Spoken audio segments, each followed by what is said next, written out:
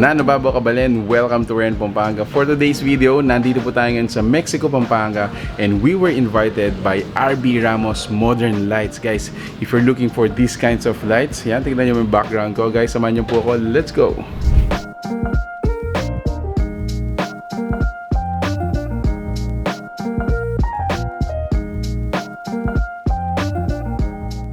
Start nating tour natin dito sa may bandang unahan.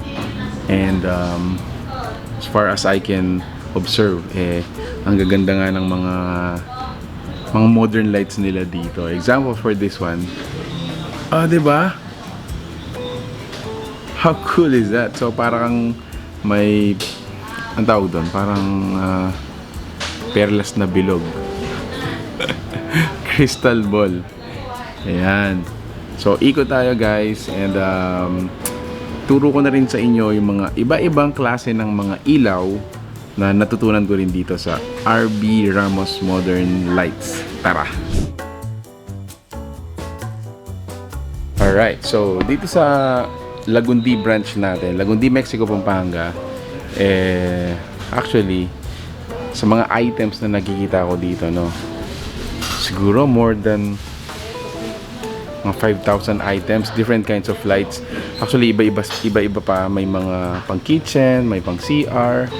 Pero highlight talaga dito yung mga ilaw natin. So, I learned na meron tayong iba-ibang klaseng mga ilaw. So, may drop lights, example. Ayan. Ito yung mga sample drop lights. So, may single, meron din multiple drop lights. Meron din tayong mga chandeliers. Example, ito, mga chandeliers. And then, meron din tayong mga center light na tinatawag. So, ito yung mga example natin sa mga center lights. Diba? Ito, tingnan mo to.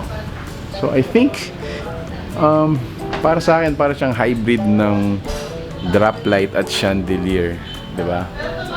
So, ikot pa tayo, guys. Dito naman sa banda dito, meron tayong mga center lights din, like this one. Ang laki nito, diba? And then meron din tayong tinatawag na mga pin lights.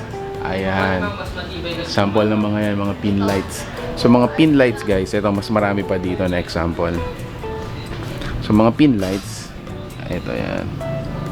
Ito yung mga nakikita natin sa mga kisame, naka-level sa mga kisame.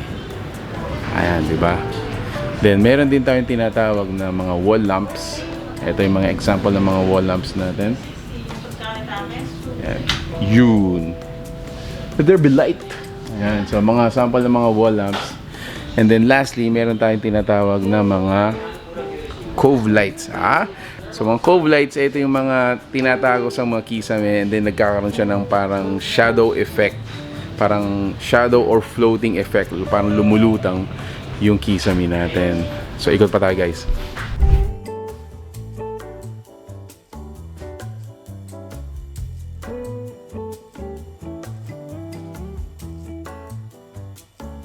So yun guys, aside sa mga modern lights na available dito sa shop natin, meron tayo ring mga items for kitchen and mga comfort room. So example for this one, so meron tayong mga faucet, ayan, shower heads, meron din tayong bidet, meron tayong sink with cabinets just like this one. Check this out, meron din tayong jacuzzi. So according to our orientation sa mga staff dito, actually may mas malaki pang size nito, but ito yung magkakasya dito. So tignan na lang natin yung catalog nila. Nga pala, so ito yung example din ng mga sir, pin lights. Nahuhulaan ko na kanina. So ito yung mga sample ng pin lights natin. Let there be light. Ayun. So iba-iba rin yung color, no? May mga accent din sila guys. Blue. What else sir? Ano pa? Warm. It's a combination ng blue to warm. Blue and warm. Nice.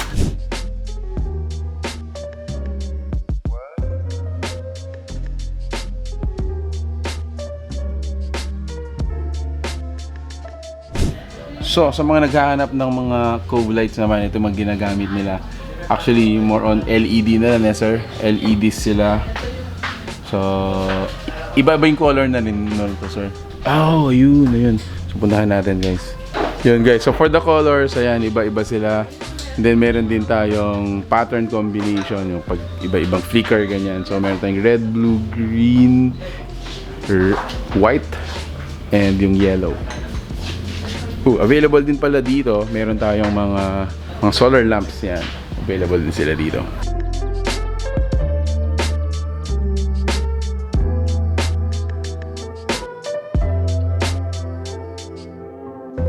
Alright, so I hope guys naging beneficial sa inyo itong tour natin dito sa may JB Ramos Modern Lights sa may Mexico, Pampanga. So, mention ko na rin guys, meron po silang branch sa may Guagua, which is located sa may Jose Abad Santos Avenue, Guagua, Pampanga, near PRI College of Science. So, if you're looking for your lights for your new house or maintenance, nagkukumpuni kayo ng inyong mga ilaw, gotta check out and consider this place.